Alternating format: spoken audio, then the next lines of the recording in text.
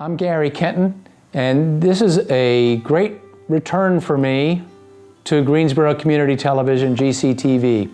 For many years, I did a public access television show here, and my wife, Laura Linder, and her partner at the time, Sally Alvarez, were two people who spearheaded getting public access for the city of Greensboro. The group Citizens for Responsible Government had a lot to do with it also. And the argument was pretty simple. Television is a powerful tool, and the people should be able to make their own television shows. And it's always been remarkable to me that more people haven't realized the power of television. Over the years that we've had GCTV in Greensboro, interestingly, the only group, as a group, that's really figured out that free television can be a powerful thing are pastors of local churches, mostly African-American pastors, who have figured out that free television is a good thing, and they do their television shows, and it helps them in their ministry, and it helps them with their churches. Community groups, some have used it, some haven't, but we think the potential is great. The internet obviously has changed the equation to some extent, but people now can do their own shows and get them up on YouTube and use them on their own channels. So we think that Greensboro Community Television still remains an important tool for a community to have a conversation with itself and for people to express themselves on television. And I'm glad to be back. I am back this time as a candidate. I am running for City Council in District 4. I'm still talking about the same things I was talking about 20 years ago when I did the show Democracy in Action, when I did the show sometimes with my wife, Laura Linder, sometimes with my son, Malcolm Kenton. The things that drive me are still the same, but now I want to, instead of being someone once described by Mayor Carolyn Allen as a burr under the saddle of government, it's time for me to get into the saddle of government and get elected to City Council. I am running for City Council, District 4, the great city of Greensboro. And people ask me why I'm running, and there are so many issues that are involved. There's no particular thing. It's really business as usual. A lot of talk. Almost every new candidate will say that they want new leadership. Well, of course, that implies that you elect a challenger rather than an incumbent. Business as usual means something very particular in Greensboro. It means an orientation to commercial development over residential development. It means an orientation towards downtown as opposed to the surrounding neighborhoods. And it means a complacence about the state of the world. And I'm sorry, I know that in District 4, not everybody is as worried as I am, but a lot of the people I talk to share my concern about what's going on in Washington. We have a president. This is not a personal thing, that it is his authoritarianism that is the problem. It is his attack on democratic institutions that's the problem. And to me, if you're watching our city council or even watching the races for city council that are going on, it's like the 600-pound elephant in the room. These are times that call for people to step up and take action, and we can't act like just because the issues that are on the agenda for Congress are not on the agenda for City Council, like this doesn't matter. I think democracy is in peril at the federal level. It is definitely in peril at the state level. We have a gerrymandered district system in North Carolina. We have a General Assembly that is at war with the cities. Greensboro, Charlotte, Durham, Winston-Salem, all these cities are in the crosshairs of the General Assembly. Why? Because the cities tend to be more liberal, more progressive, more democratic. The General Assembly dominated by Republicans, and they are taking every measure, legal and illegal, to shore up their control over the state. And we're not talking about differences of opinions here. I have a lot of friends in my neighborhood and who are Republican or who are unaffiliated. And we're not talking about legitimate differences of point of view about the size of government or how you feel about gun control or abortion. Those issues are distractions. We're talking about the institutions of democracy. Right now, we know we're in the middle of a race, we just had a primary, and yet, compared to a few years ago, many fewer options for early voting. For many years in this country, we were on a track to increase the franchise, make it easier for people to vote, to encourage people to vote. Now, as part of this overall war on more liberal cities, there is a voter suppression going on. There are obstacles being put up to vote, fewer voting sites. Right now, for students, both University of North Carolina at Greensboro and Guilford College are in my district, District 4. And right now, it's a real uphill battle for students to get registered to vote. If they have a driver's license, usually that'd be good enough, but if the driver's license doesn't have their Greensboro address, that is not sufficient to get registered. So in order to get registered, they can't go on the day of election day because they won't do same-day registration. So they have to go to early voting. And in addition to a driver's license that may not have a local address, they would have to have some proof of their address at their college. For a lot of students, they simply don't have that. And that's just a small example of an outrageous suppression of vote, making it more difficult to vote, and it's politically motivated. They've used the excuse of voter fraud, but voter fraud is virtually non-existent. That's just an excuse to rig the system in favor of the dominant party. So this is the kind of thing that I'm not, when I talk about business as usual, to hear City Council say it, these people have been successfully elected, they don't seem to see a problem with the process as it's working right now. I see a big problem with the process as it's going on right now. Even as we speak, a court case is being heard downtown in the federal courthouse about gerrymandering. Common Cause, the League of Women Voters, Democracy North Carolina, all these groups are fighting the good fight to prevent our district system in the state to be set up in a way that would assure one-party control. No matter, in North Carolina was one of several states in the last presidential election, more Democratic votes were cast, and yet many fewer Democratic people were elected. And that's because we have a rigged, gerrymandered system. So that's going on right now downtown Greensboro. City Council acts as if, oh, well, we don't have a dog in that fight. We do have a dog in that fight. It's called democracy. And if the City Council people will not stand up and in a full-throated way defend our democratic institutions, then we need a change in leadership. And I want to be part of that change.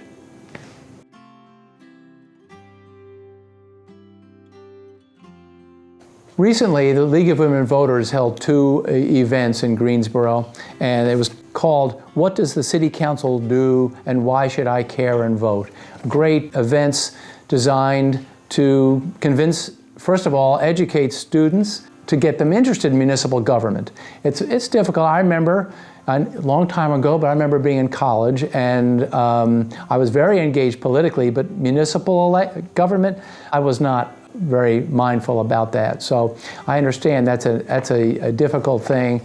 Students are very much politically engaged, but maybe not at the local level. The League handed out very usefully a list of the actual responsibilities of City Council as opposed to the Guilford County Commission.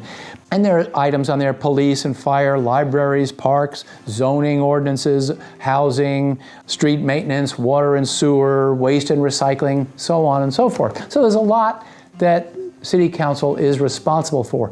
But what I don't see on this list are the three things that are the things that motivated me to run, which are poverty, race, and jobs. And I don't see how that isn't number 1, 2, and 3 for any City Council people. Maybe not in that order. Many people would argue that jobs, in recent years, the City of Greensboro has lost tens of thousands of jobs because of the retraction in the textile industry, the tobacco industry, and the furniture industry. So that's a lot of jobs lost. So we need to be going after those jobs in every way we can. The emphasis historically of City Council in terms of economic development, which is on this list, has been almost exclusively oriented towards downtown and oriented towards major commercial projects. So those are important.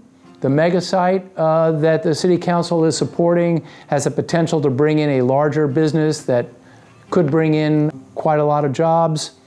Although they're talking about an automaker, and these days those jobs are so automated, I question as to how many jobs that would actually entail. But what the City Council has not done is had a focus on small business. And the research is pretty clear that small businesses are the engine of job growth. That when your local business expands, they're the ones that are going to hire locally, certainly. They're the ones that are more likely to keep people on the job. And that is where your economy really expands, because money spent at a local business stays in your community. When you go spend your money at a Walmart or a Target, that money is spent once here and probably leaves the community into the pocket of some shareholders somewhere else. But when you shop at a local business, then that money is going to stay in this community, because the owners and the people who work there are going to get that money and spend it again somewhere else, at a local grocer or the movie theater or at a bookstore or whatever it may be. And the City Council, I think, and I recognize that you're talking about a reorientation, a refocus, but I think the City Council would find small investments in local businesses have a much greater return. These larger investments in bigger companies and places like the mega sites are much more risky. You know, not too many years ago, the City Council gave a lot of money to a company, and the company promised a lot of jobs. 10 years later, they were gone. So it's very risky. The City Council does its best to have certain standards involved when they give incentives, that there are certain benchmarks a company has to reach. But truly, there are very few legal remedies when a company doesn't meet those benchmarks, or when a company simply decides that they're going to pick up and move elsewhere. Small businesses are not going to pick up and move elsewhere. These people live here, their families are here. So those investments, not everyone's going to work out. Small businesses do fail at a very high rate, but you're talking about relatively small investments, and if your ratio is pretty decent, even if some fail, you're going to have a good return on your investment, and that money is going to stay in your community. Entrepreneurs. There are a few incubators in Greensboro. The City Council should be supporting those incubators and looking for, being in contact with the people who are managing those incubators to see what ideas are coming out of those small companies that deserve to get supported. A small boost can make a big difference.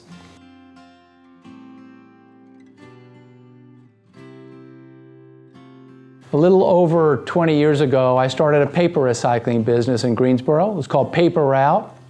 And we were doing great, except, well, one thing that happened was the Gulf War. And who knew? All the paper, a lot of the paper that's recycled in this country goes overseas, but the Army took the containers. So suddenly there was a glut of paper. Then, also, that was around the time of the major Earth Day, and a lot of communities started recycling. So there was another glut of paper that was suddenly being collected.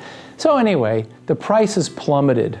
And my company, we couldn't make any money. We kept on getting more and more clients. I had big clients around Greensboro. I had Procter & Gamble, and I had Vicks, and a lot of big companies had me picking up their paper, but no matter how much we got, we couldn't make any money on it. Well, when that became clear, I went to the city of Greensboro and said, hey, let's partner up. And Paper Stock Dealers, which is a distributor here, the place we were bringing our paper to, was a willing partner. So we could have worked out of their warehouse, but the city would have had to subsidize us to a certain extent. But we had set up a network. We were growing. So we were starting a paper recycling program for the city of Greensboro, but it seemed too revolutionary for them at the time. They declined to enter into a partnership with us.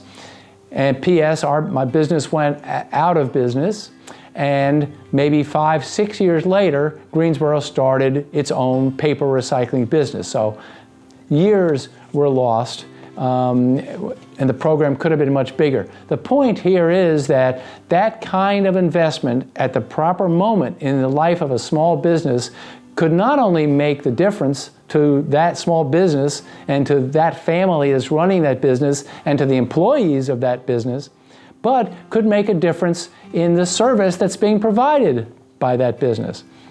So what I'd like to see people on City Council doing is looking around saying, okay, what do we need?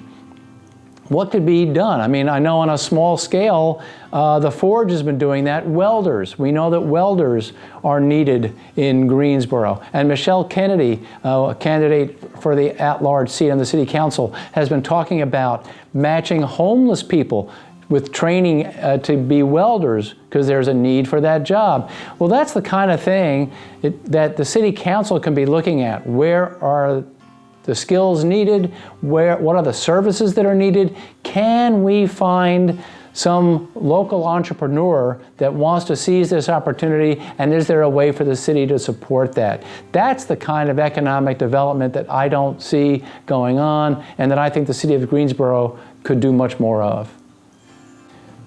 A few years ago, there was an article in Yes Weekly that was about crony capitalism in Greensboro, and I thought it was a very interesting article that is on a subject that doesn't get discussed much. And it tried to explore some of the connections between city council people and some downtown property owners and businesses. And it leads you to ask about, do certain votes that take place on city council benefit those city council members directly or indirectly? And the article in Yes Weekly implied that it did. We had a case recently on city council where there was a clear conflict of interest, that Councilman Outling voted on a health care issue where his legal firm represents United Healthcare, and the city had paid quite a bit of money for a study of which healthcare provider would be a better buy for the city of Greensboro, be better for the city employees. And 2 years in a row, this study had studied the data and come up with the conclusion that Cigna was a better deal than United Healthcare. And yet, City Council voted 2 years consecutively to renew the contract with United Healthcare. Now, I understand United Healthcare is a Greensboro company, but by law, City Council is not allowed to take that in consideration. Now, I can identify with City Council people on that issue because the law may say you can't take that in consideration, but it's a local company and a lot of people in this community are tied to it. So it is a consideration, but you're not supposed to let it influence your vote. But in the case of Councilman Outling, he has people working at his law firm who are paid lobbyists for United Healthcare. And that is one of his areas of specialty. So it was a clear conflict of interest. He shouldn't have voted on it. And not only should he have recused himself, but other city council people should have insisted upon it, because it calls into question the integrity and the ethics of city council. And now we're seeing other votes where we're made to wonder, what are the connections between city council people and certain properties downtown? My opponent in District 4 owns a number of properties downtown. She manages certain properties for Andy Zimmerman. So she is voting on some cases that may not be directly tied to those properties, but certainly indirectly impact those properties. Should she be recusing herself? And I would say in a bigger way, it calls into question her entire emphasis on downtown. A lot of the people in District 4 that I speak to feel that they are not being paid attention to, that neighborhood concerns are not getting the kind of attention that downtown development gets. So I'm afraid that we can say that crony capitalism is alive and well in Greensboro, and the only way to change that is to provide some new leadership on City Council.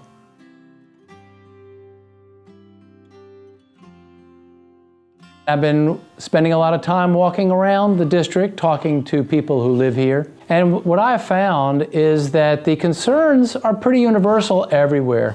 People are concerned about the health of their neighborhoods, the physical and psychological health of the city. They're concerned about traffic and safety. I think I can't imagine there are neighborhoods in Greensboro where those aren't the same concerns. Now, what I've also found, though, is that people in District 4 is a pretty well-to-do district, and I have found that the reputation that some people have of District 4 is that District 4 is not maybe in touch with some of the problems in other areas of the city, or doesn't care about the problems in other parts of the city. I have not found that to be the case. I think people in District 4 do care, and I think they are eager to see a city council that pays attention to all neighborhoods, that pursues policies and programs that benefit all residents of Greensboro. Because 1 in 4 children in this great city are living below the poverty line, and more than that are on free or reduced lunch. This is an intolerable situation, and no one in Greensboro should feel okay with that. And again, the people I'm talking to in District 4 do not feel okay with that. They want to see something done. But the focus of City Council is so much on downtown, and is that neighborhoods are made to feel like they're in competition with one another. That if something is done on the east side of town, somehow it's taking something away from the west side of town. And that is historically much of the story of the South. The whole story of the Civil Rights Movement and the backlash to the Civil Rights Movement is often pitting people against each other. Jesse Helms famously, in his race against Harvey Gantt, won his race largely because of an ad that implied to white people that black people were going to take their jobs if Harvey Gantt was elected. Well, we can't let ourselves be persuaded by that kind of divisive advertising and messaging.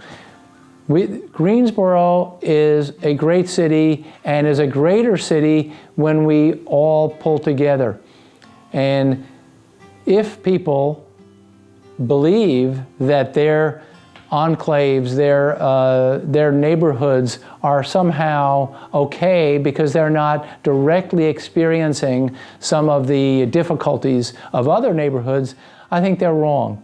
If we don't address the conditions of poverty, if we don't address the racial divide that describes why so many people are in poverty, the entire community is hurt, and there's no gated community that's going to protect people against these bigger problems. The whole economy is suffering and will suffer more greatly.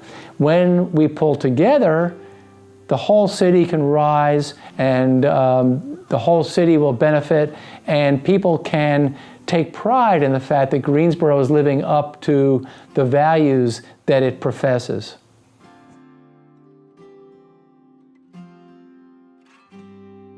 City of Greensboro is currently engaged in a new round of voting in the participatory budgeting process. Participatory budgeting is, some people think it's a radical idea. If the idea of taxpayers actually having the ability to decide how their own taxpayer money is spent, then I guess it is radical. But that's what it is that the city of Greensboro has allotted a certain amount of money. In the first year, I know it was $100,000. And in each of the districts of the city, people would get together and be able to decide how they thought that money should be spent.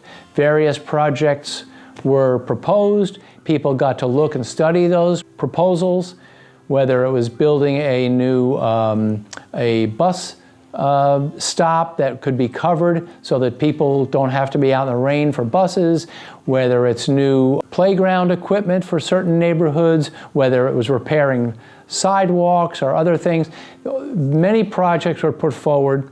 The limitation is that the projects had to be self-contained. In other words, they wouldn't be ongoing budget items in the city budget. They'd be one-time projects, one-time expenditures.